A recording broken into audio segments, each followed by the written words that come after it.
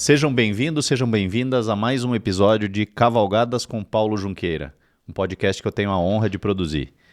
Paulo Junqueira é um apaixonado por cavalos e cavalgadas desde a infância, fundou a Cavalgadas Brasil há 20 anos e já cavalgou por 25 países nos 5 continentes, e é o apresentador desse podcast.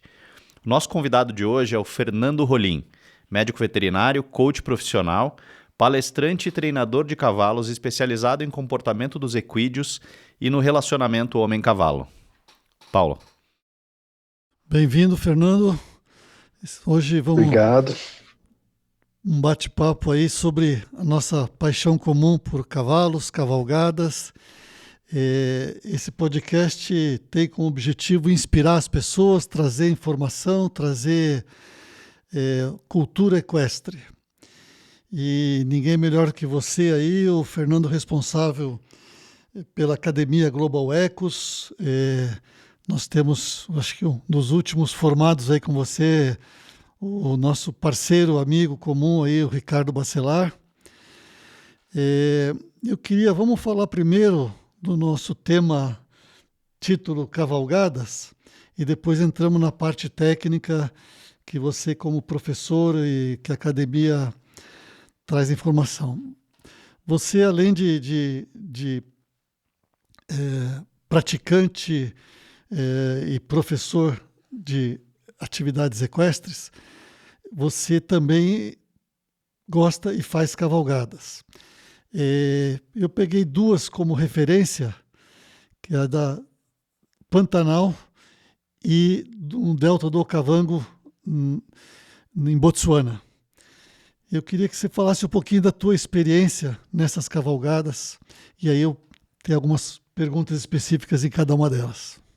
Bom, Paula, cavalgada ela faz parte da minha vida da mesma forma que o cavalo. A minha infância, a minha paixão pelo cavalo, ela foi fomentada aí por cavalgadas. Na época eu morava em Itapetininga e a primeira romaria, né, que eles chamavam, mas é uma cavalgada, eu fui com 8 anos de idade, uma cavalgada de 3 dias, e daí houve esse grande interesse da minha parte pelos cavalos, e a minha vida foi cada vez mais sendo direcionada nesse sentido, e eu fui me profissionalizando, e hoje eu tenho essa atuação profissional no mercado do cavalo. Porém, a cavalgada continua fazendo parte do meu lazer com o cavalo. Então, eu sou um apaixonado por cavalgadas, eu faço cavalgadas de 3 horas todos os finais de semana, aos sábados e aos domingos, e faço pelo menos umas 2 ou 3 cavalgadas por ano, já em ambientes diferentes, países diferentes. É uma coisa que eu e minha esposa, é o nosso prazer. Então a gente está sempre em busca aí de novos trajetos. Essas 2 cavalgadas que você citou foram 2 que marcaram muito para nós, pela qualidade de ambiente, de visual, os animais, o local que a gente foi recebido. O Pantanal veio após a nossa cavalgada para Botsuana. Lá em Botsuana foi tremenda a recepção. Lá eram tendas, né, mas tendas de altíssimo luxo, e os trajetos, os animais muito bem preparados, a gente fazendo o safari, vendo muitos animais, e os cavalos habituados com a situação de ver esses animais, de se movimentarem rapidamente entre a mata, onde as savanas que a gente estava cavalgando, e eles sempre muito habituados. E isso é extremamente importante para a gente que faz a cavalgada, principalmente quando não estamos com os nossos cavalos, a gente ter um local legal, um cavalo que a gente se sinta bem e confie, e obviamente as companhias, né? E no Fernando, Pantanal... Só te interromper um pouquinho, falando de Botsuana, e a Dalva, você citou, a Dalva Rolim, esposa do Fernando, já comentou comigo. Eu tenho alguns questionamentos de algumas pessoas com relação a safari a cavalo, aonde tem os animais que vamos dizer que chamados Big Five, principalmente o leão. E algumas pessoas questionam, não, mas o perigo, o risco, e obviamente a gente respeita, né? Cada um tem o seu ponto de vista e a sua. Mas eu já fiz vários safaris a cavalo e sou um apaixonado pelos safaris. É, queria que você falasse um pouquinho, até eu escrevi um pouco, pesquisei sobre o treinamento dos cavalos, treinamento dos guias, e você que participou de uma das mais a cavalgada no Delta do Okavango, junto com a do Masai Mara, no Quênia, são das duas, vamos dizer, se fosse para escolher as duas mais reconhecidas do mundo, aonde, claro, tem os Big Five, são essas duas. Então você fez já uma delas, e aonde tem todos eles de uma forma muito. Você pode, se você encontrar um leão, um elefante, ele pode nunca ter visto um cavalo, um ser humano. Diferente de alguns lugares onde esses animais são controlados, né? No caso, por exemplo, da África do Sul. Então, você observou alguma coisa, vamos dizer, você tem algum comentário específico sobre essa questão da segurança? Você já falou um pouquinho, mas você como profissional da área, vamos dizer, sobre o treinamento dos cavalos, por exemplo, eu tive um encontro com um elefante e o cavalo se manteve, ele obviamente ficou atento, botou as orelhas para frente, mas ele não fez nada, não saiu, não me empinou, me derrubou e foi embora, né? Que seria uma reação de um cavalo não preparado para um safari. O que você poderia nos falar sobre isso? Essa experiência, em especial do ponto de vista do treinamento dos cavalos, eu achei muito profissional esse local onde eu fui cavalgar. Então, nós tivemos contato com predadores do cavalo, que são leões, agora é um predador também, só que eu não estou lembrando o nome. E os cavalos simplesmente eles se habituavam. Se o predador não atacasse, não tivesse intenção de atacar, é óbvio que os cavalos estavam habituados, eles nenhum manifestaram vontade de fugir, de correr, ou eles simplesmente aceitavam. A gente teve contatos com elefantes enormes, girafas, hipopótamos, e o líder, no caso o nosso guia, ele ia armado, né, para uma eventualidade de algum animal tentar atacar, mas os cavalos sempre muito seguros nisso. E teve momentos que a gente foi correr para ver zebras, aí a gente precisava galopar, porque as zebras elas têm a distância de fuga delas é muito grande, então elas percebem a aproximação dos seres humanos ou de qualquer outro predador e elas já começam a partir em fuga. Então a gente precisava também galopar para conseguir apreciar as zebras. E os cavalos também, mesmo nessa situação, galopando em grupo, foi muito perceptível como eles estavam habituados, eles sabiam o que estavam falando. Nenhum desses casos teve algum cavalo que disparou e podia ter saído do controle.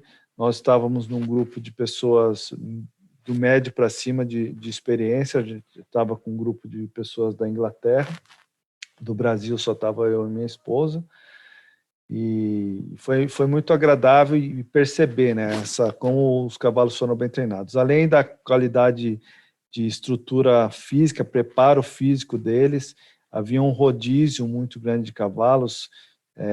No meio do nada, vamos dizer, lá no safari, eles tinham uma cocheira com 60 cavalos, e eles tinham um manejo de soltar esses cavalos diariamente e manter 60 cavalos preparados, vamos dizer, para grupos de 8 a 10 pessoas. Então, eu gostei muito dessa questão aí de como eles tratam e cuidam dos cavalos e treinam esses cavalos. Realmente. Tá bom, Fernando. E o Pantanal agora, né? Agora vamos falar do Pantanal, que muita gente compara em termos de natureza, né? Porque no Delta do Okavango, como o próprio nome diz, é um delta, então é um bom período do ano também, tem muita água, e o Pantanal, os dois são planos, mas obviamente tem diferenças grandes, mas eu peguei esses dois até que tem essa similaridade.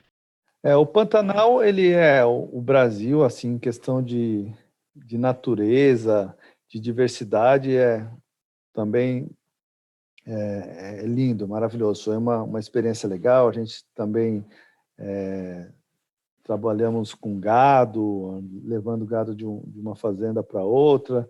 Depois a gente foi por águas, e lá é obviamente que o cavalo pantaneiro ele é um diferencial para suportar essas cavalgadas num terreno mais úmido.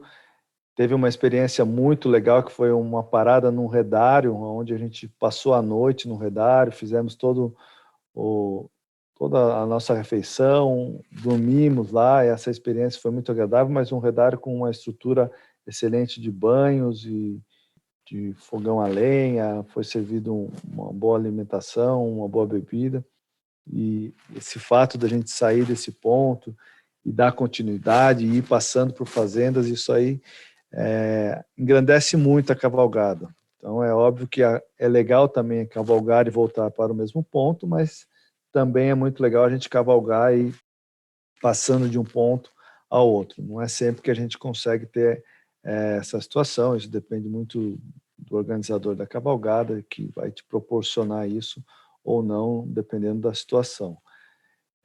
Do ponto de vista dos cavalos, nessa cavalgada nós fomos bem servidos. É óbvio que a gente não vê o mesmo profissionalismo que eu vi lá na África, do ponto de vista de segurança, de exigências de uso de capacete. Os cavalos, eu como entendedor do comportamento, você vê que é um treinamento diferente. Lá eles já são os treinadores que iniciaram aqueles cavalos, eles têm uma linha de trabalho onde motiva o cavalo a aprender. Ainda lá no nosso Pantanal Mato Grossense ainda existe muita imposição no treinamento de cavalos. Eles se habituam, eles aceitam essa imposição, mas limita aí a questão do desenvolvimento do aprendizado. Então são cavalos que fazem o trabalho. É diferente a sensação de um cavalo que você percebe que eles são treinados para fazer a cavalgada. Mas Sim. eu fiquei muito satisfeito também. Sem dúvida. A cultura, porque nos safaris, praticamente todos têm uma cultura inglesa de formação, né? Na África Exato. do Sul, Botsuana, Quênia, sejam australianos, ingleses, descendentes. Então tem uma cultura equestre na formação e as próprias raças também dos cavalos, né? Então são bem diferentes. E a nossa aqui já é uma formação mais campeira. Os cavalos do Pantanal estão na lida com gado quando não tem o turismo. Então eu entendo e foi boa essa sua observação aí. Fernando, antes da gente entrar que eu quero falar um pouquinho dos teus ensinamentos, você comentar, você foi, eu sei, eu não tive oportunidade de ver, você foi o primeiro brasileiro a fazer uma demonstração na Equitana, que é a maior feira equestre do mundo. Já faz alguns anos isso, né?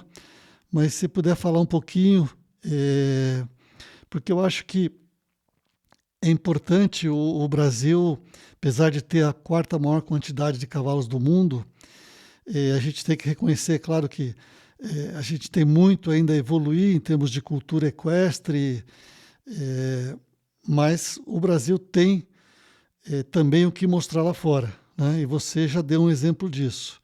Então, se puder falar um pouquinho desse fato. Isso aconteceu em 2015, eu tive a oportunidade de participar na Equitana. Em 2013 eu fui como um ouvinte, um admirador. E em 2015,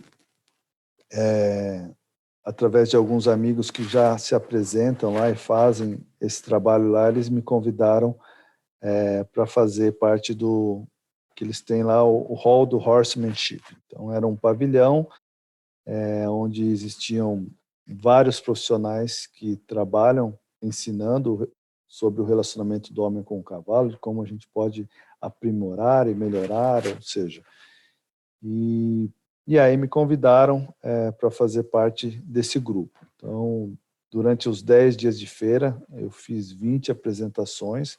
Então, são vários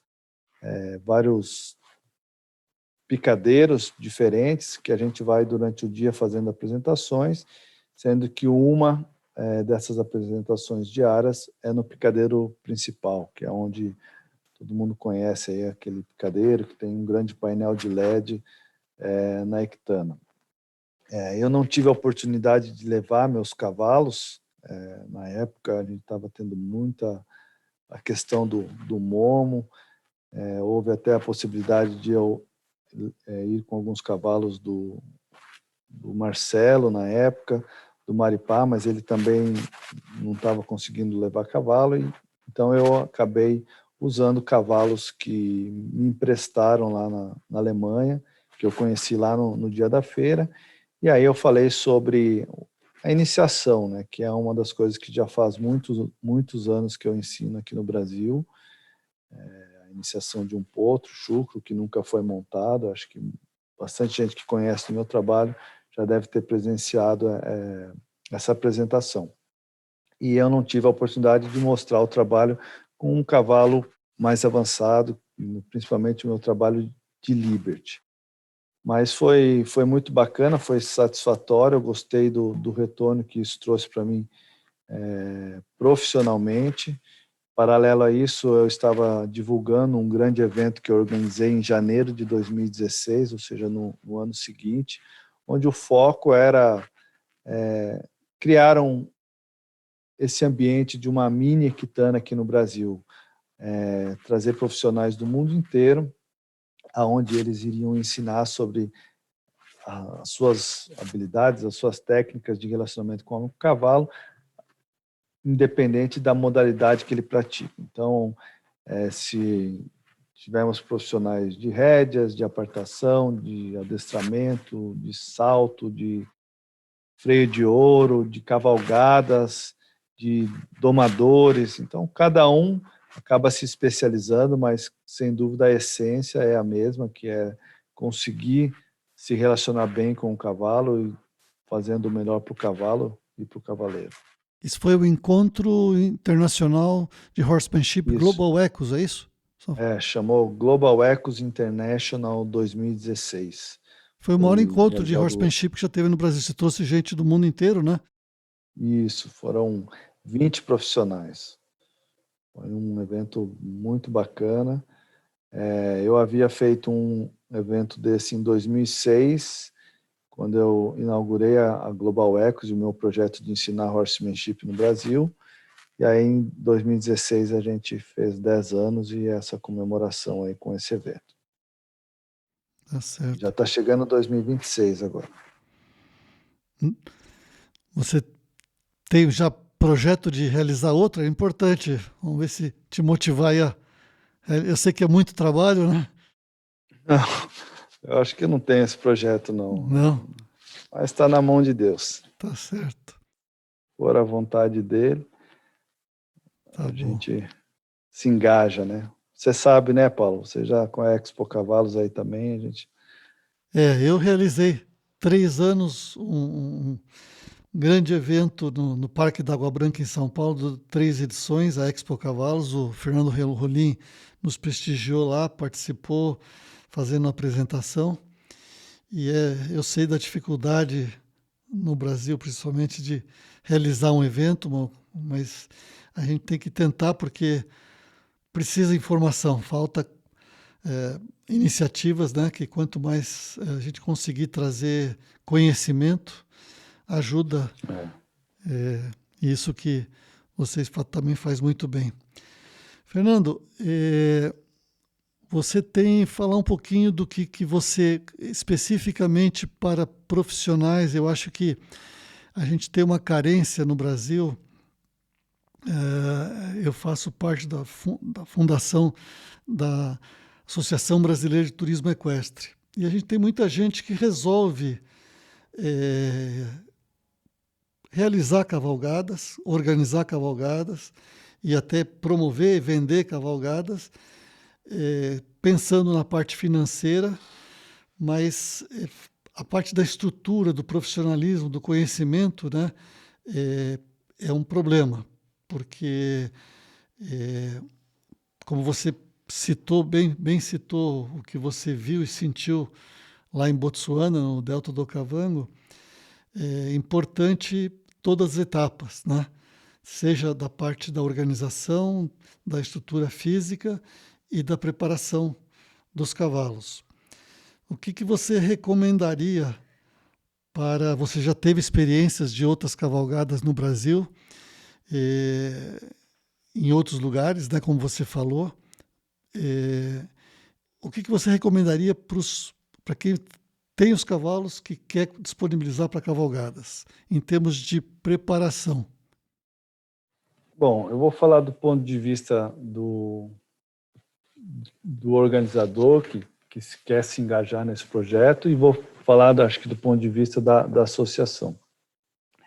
Além de ser um usuário de cavalgar em diversos lugares pelo Brasil, como você falou, eu ensino sobre treinamento, sobre doma, e eu acabo indo ensinar em vários lugares que acabam oferecendo cavalgadas, e acabo conhecendo sobre como tudo isso funciona.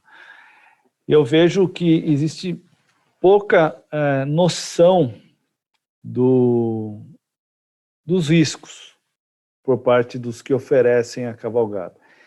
E por parte dos que participam, muito mais. Falta de noção dos riscos que isso pode ocorrer. Então, a cavalgada, ela pode trazer benefícios e prazer assim incomparáveis com outros tipos de lazer, mas a gente precisa ter noção que ela precisa ter um conhecimento mínimo. Então, eu vejo, às vezes, por exemplo, se eu vou num parque de diversões, eu quero sentir adrenalina, mas na minha cabeça o parque de exposição está se preocupando com toda a segurança. Eu não tenho noção do perigo que eu posso estar correndo ou fazendo indo participar de um brinquedo, ou mesmo se eu, por exemplo, for esquiar no rio ou esquiar. Então, tudo isso, a gente que vai como um não profissional, a gente não tem noção dos riscos que possam ter. Por isso, por exemplo, quando eu vou esquiar, eu tenho que ter uma aulazinha, eu tenho que usar as ferramentas de segurança, e eu passo por uma instrução mínima para que me dê noção, e eu tenho que assinar e ser responsável de que eu sei dos riscos, porque por mais que um cavalo seja muito dócil, um cavaleiro que nunca participou de uma cavalgada, ele pode se desequilibrar e cair sozinho, e pode se machucar gravemente, e isso pode, é óbvio, vir como consequência para o organizador dessa cavalgada. Então, se a associação conseguisse, e a gente conseguisse oferecer e fiscalizar de uma forma que todos tivessem esse conhecimento básico para poder oferecer uma cavalgada do ponto de vista de segurança e bem-estar para os usuários, seria o ideal. Coisas que eu percebo em lugares que eu já fui cavalgar, por exemplo, na Argentina, no Chile, em Botsuana. Então, eu acho que hoje o Brasil, ele é um grande atrativo para cavalgadas. Existem pessoas do mundo inteiro se interessando em cavalgar pelo Brasil. Então, a gente tem que se adequar a esse mundo, mas se adequar tecnicamente como eles fazem, para que a gente não se adeque. Então, por exemplo, eu vou fazer uma cavalgada fora do Brasil, eu recebo um questionário de quase 2 páginas fazendo perguntas sobre a minha experiência, sobre o meu peso, sobre a minha altura, se eu tenho alguma doença, diversas coisas que a pessoa que vai analisar e vai me oferecer esse serviço, ela tem informações sobre a minha experiência, sobre o que eu sei sobre o cavalo, para que ela possa me oferecer o cavalo certo, o local certo, o tempo de cavalgada que eu vou suportar. Então, são várias coisas que a pessoa leiga, ela não tem noção. Às vezes chega uma pessoa, eu quero ir cavalgar porque eu vejo na televisão, é a coisa mais linda. mas ela não tem condição de suportar 1 hora de cavalgada. Como outros que têm experiência, uma cavalgada de 1 hora é chato, porque é muito pouco. Então, esse tipo de coisa eu acho que falta para os prestadores de serviços ainda de cavalgadas no Brasil, no estado de São Paulo e em outros estados do Brasil. Tá certo, Fernando, é muito importante. A associação, obviamente, tem as suas limitações, é uma entidade pequena, nova. Um primeiro passo que foi dado é procurar abrir a possibilidade de cavalgada em parques nacionais no Brasil, que não ocorre, diferente da maioria dos países do mundo. Mas dentre os objetivos da associação é a profissionalização, levar a informação para os empreendedores de cavalgada, exatamente o que você falou. Então, esse teu depoimento é importante. Bom, uma pausa no nosso bate-papo para falar da Drogavet. A Drogavet entende que cada cavalo é único e especial e precisa de um tratamento adequado às suas necessidades e às suas particularidades. No campo, nas competições ou nas cavalgadas, a Drogavet quer colaborar com o melhor desempenho, com a saúde e a vitalidade de cada cavalo. Por isso, o manipulado Drogavet é preparado na dose certa, quantidade necessária e no sabor e apresentação farmacêutica que facilite a administração e garanta maior adesão ao tratamento. Saiba mais sobre os manipulados para equinos e as vantagens de cuidar do seu cavalo com quem é pioneira e líder em manipulação veterinária. Acesse drogavetequinos.com.br. Drogavet, amor animal sempre em movimento. Eu queria que você falasse um pouquinho, vamos dizer, da academia, da Global Ecos, o que vocês fazem e como, vamos dizer, seja o empreendedor, seja aquele que quer crescer em termos de conhecimento equestre, pode encontrar na academia. Bom, a academia ela surgiu como um projeto e o meu objetivo era realmente formar profissionais a realizar o trabalho que eu realizo, seja no treinamento de cavalos, seja ensinando pessoas. Eu venho há muitos anos ministrando cursos pontuais. Hoje, se eu for contar, aí já foram mais de 30 mil alunos que tiveram a oportunidade de conhecer meu trabalho. Mas são cursos de 3 a 5 dias e acaba que o meu contato, às vezes eu acabo reencontrando um aluno, muitos continuam aí trocando ideias via telefone, WhatsApp, mas eu tinha vontade de realmente formar cavalos e cavaleiros que estivessem aptos a entrar no mercado equestre como instrutores, como profissionais que ministram cursos também, clínicas, e possam fazer disso uma profissão e ter uma renda legal. Multiplicar então, o seu conhecimento. Multiplicar o seu conhecimento, né? Porque você não pode... O Brasil é muito grande, né? Então você... Exatamente. E eu sou limitado. Eu não consigo estar em mais de um lugar. Por opção, eu fui um dos profissionais que nessa onda aí de tudo online, eu preferi ficar resguardado, porque ainda acho que treinamento de cavalo, aprender sobre cavalo tem que ser sentindo o cheiro do cavalo, pegando o pelo do cavalo, tem que ser em contato, tem que ter prática.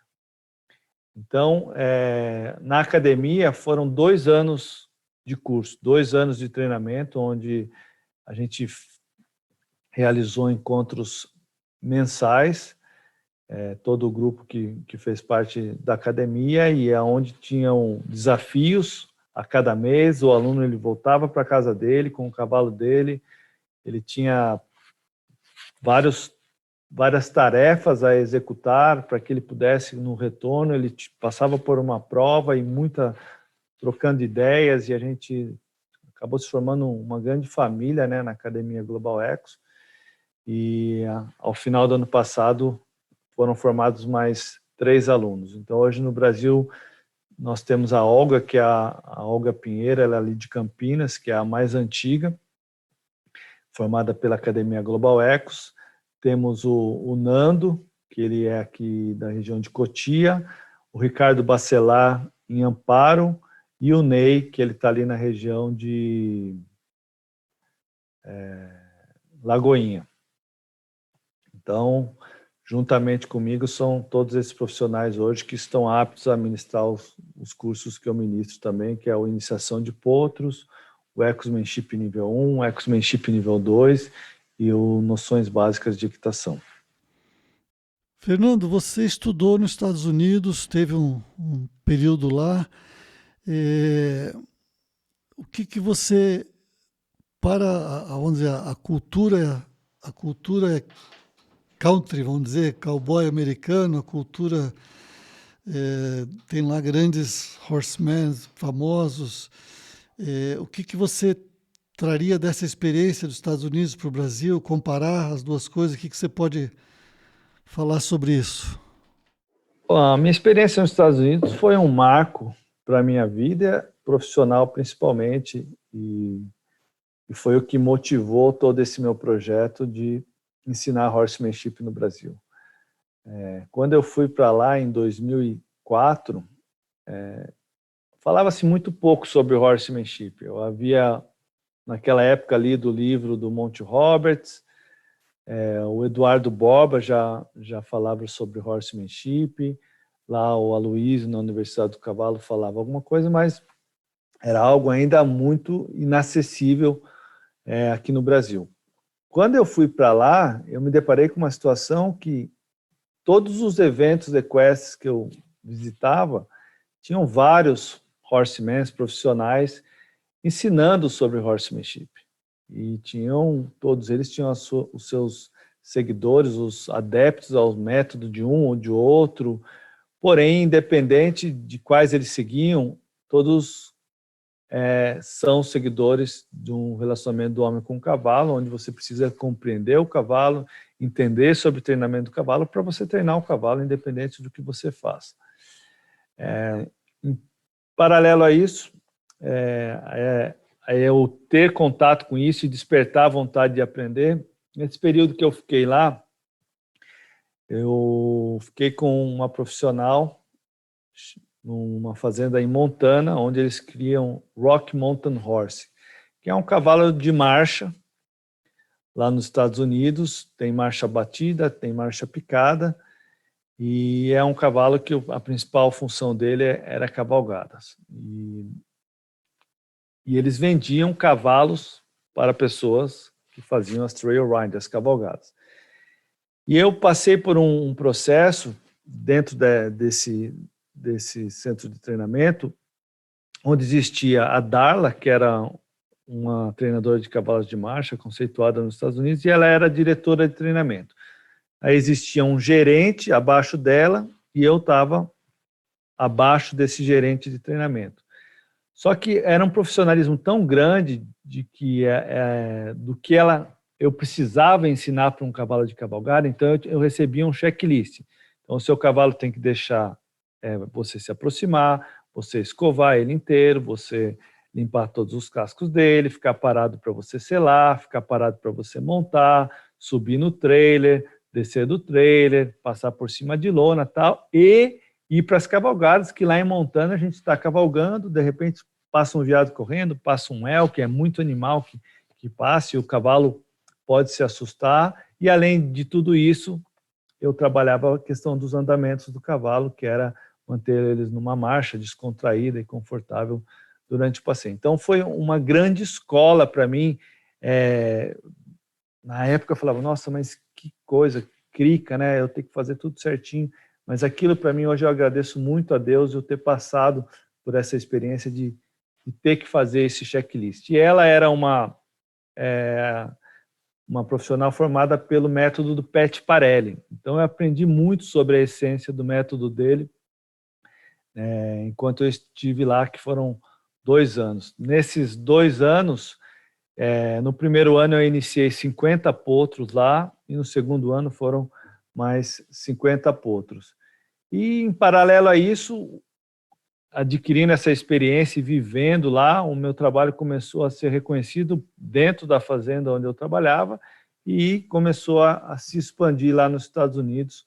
Foi quando eu conheci todos os profissionais que trabalhavam com treinamento, ou seja, de ensinar o horsemanship, e surgiu o primeiro evento, que foi o Global Equus International em 2006, que naquela época também foi um grande encontro, vieram 16 profissionais do mundo inteiro para a gente falar sobre horsemanship, mas também nas diversas funções e modalidades do cavalo. Muito bom.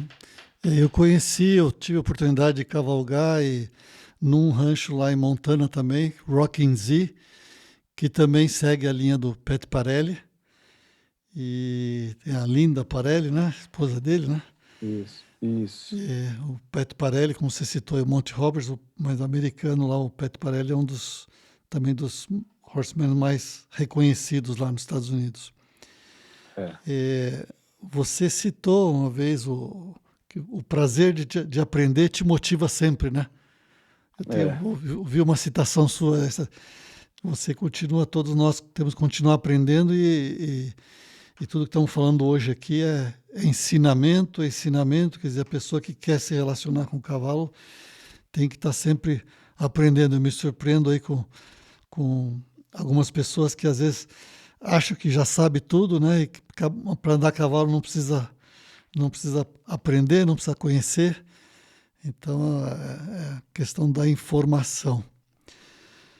Fernando, em termos de objetivo, de plano, traz alguma coisa, o que você, nos dois sentidos, profissional, na Global Equus, e pessoal, você e a Dalva, em termos de cavalgada no Brasil e fora do Brasil, aonde que você gostaria de ir, e plano profissional teu da Global Equus. Bom, vamos falar dos planos profissionais. Nessa minha busca, como você falou, por aprender, eu me encontrava em 2015, 2016, eu havia organizado um grande evento que foi um sucesso, a minha agenda de cursos preenchida, graças a Deus, com um ano de antecedência, meu trabalho está indo muito bem. Mas foram surgindo outros desafios para mim.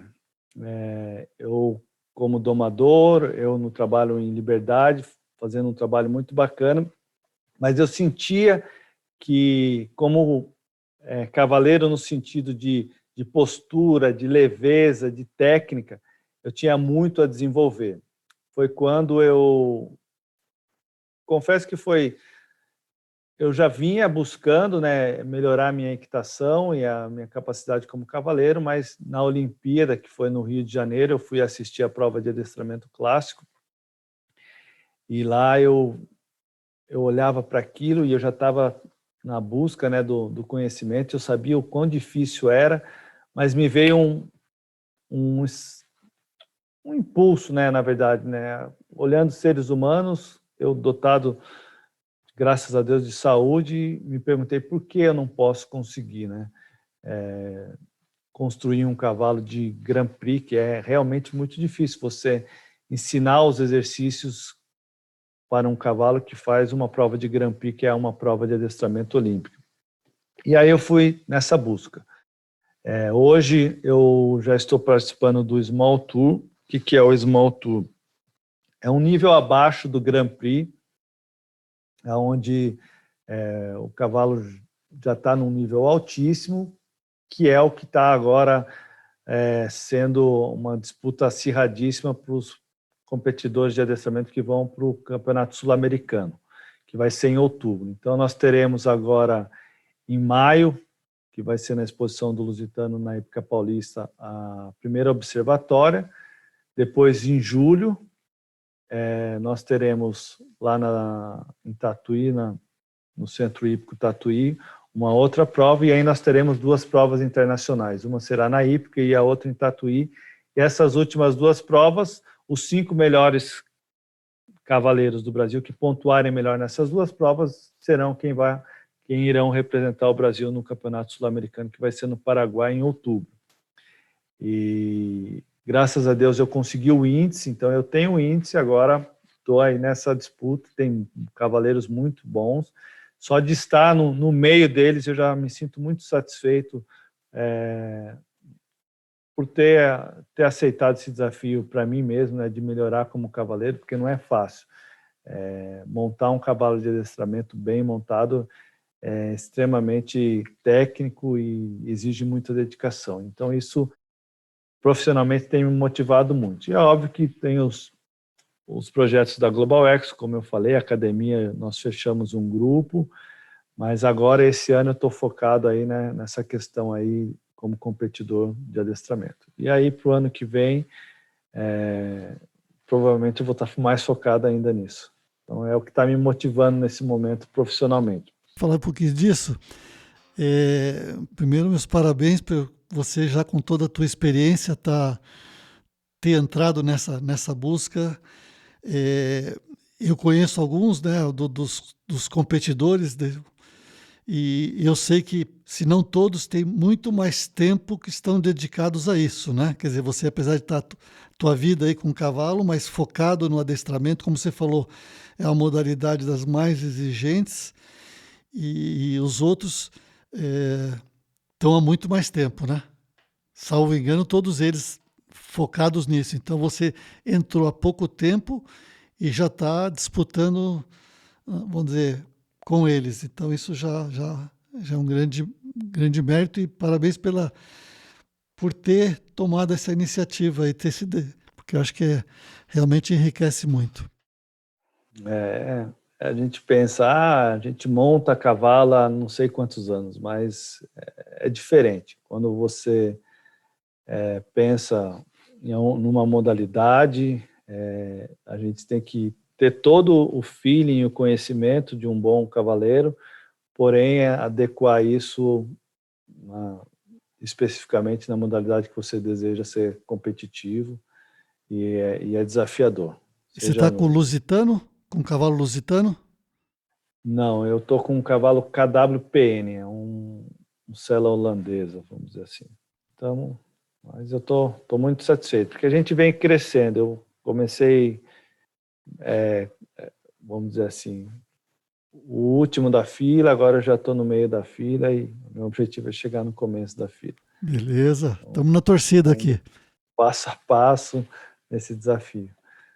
E com relação às cavalgadas, como eu te falei, isso faz parte aí do meu projeto, meu e da minha esposa, como apaixonados por cavalo. A gente tem um grupo de cavalgadas, são pessoas que têm cavalos hospedados em treinamento comigo aqui, e toda sexta e sábado a gente faz uma cavalgada pela manhã e um happy hourzinho após isso, um grupo bacana. Então a gente está envolvido com a cavalgada diariamente. E aí a gente tem aí como nosso lazer cavalgar pelo mundo. Então a gente tem aí o projeto que depende aí dos meus projetos no adestramento, que é cavalgar lá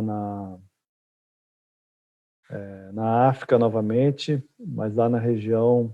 No Quênia. Na região do Quênia. Masai Mara. Essa é uma das cavalgadas que estão nos nossos planos. Esse ano eu fui fazer uma cavalgada lá na região do Rio Grande do Sul, do Mar-a-Mar, que também era uma cavalgada que eu tinha vontade de conhecer. O meu grupinho está querendo fazer alguma coisa agora aqui na região de Campos do Jordão. Então, estou em busca e provavelmente esse ano a principal vai ser essa do Quênia aí, vai ser em setembro, né? Você queria fazer alguma observação final, pensando, vamos dizer, no público de cavalgadas? Quer passar alguma mensagem final aqui? A mensagem que eu deixo, acho que para todos que pensam ou os que já se relacionam com o cavalo, que o cavalo ele pode ele traz enormes benefícios para nós seres humanos do ponto de vista emocional, do ponto de vista físico, ou seja, até do ponto de vista espiritual. Então, ele faz bem para a nossa saúde. Que a gente tem que estar sempre atento que tudo que existe de nós emocionalmente como fisicamente, a gente precisa se preparar para isso. Por mais que nós sejamos usuários de cavalgada, de lazer, e às vezes a gente vê que as pessoas, não todos, mas muitos, cavalgada e bebida, e acaba muitas vezes surgindo os acidentes, né? Então, que a gente tenha consciência com relação a isso, para que o cavalo possa só nos trazer alegria e evitar ao máximo de transtorno, né, de acidente na vida, mesmo dos cavalos, como das pessoas que têm essa intenção. Porque é muito frustrante, as pessoas elas se aproximam no cavalo e às vezes por falta de profissionalismo de quem apresenta o cavalo, essas pessoas se machucam ou sofrem algum trauma, uma queda e acaba se afastando. Então cabe a nós que somos os profissionais que oferecemos esse serviço, cuidar para que a gente não cause isso na vida das pessoas e na vida dos cavalos. Tá ótimo, Fernando. Eu queria agradecer aí mais uma vez. A conversa com você é sempre enriquecedora, né? Eu tive o prazer já de participar aí com vocês, de conhecer o trabalho de vocês pessoalmente. E quem sabe vamos cavalgar junto em breve. Esse nosso podcast, só para encerrar, ele tem o apoio, o patrocínio da Droga Vet. Eu vou pedir depois para você ter o contato com eles, mandar um material, de repente uma visita aí para você conhecer, que é a maior empresa de farmácia de manipulação veterinária do Brasil. Fazem um trabalho muito sério também. Muito obrigado, muito Fernando. Foi um prazer aí. E até breve. Foi meu. E até a próxima cavalgada. Tá bom. Obrigado, Fernando. Prazer falar contigo. Prazer foi meu. Tudo de bom. E com isso a gente encerra mais um episódio de Cavalgadas com Paulo Junqueira, trazido até vocês com o patrocínio da Droga Vet. Gostou do que viu, do que ouviu? Curta, compartilhe e se inscreva no canal.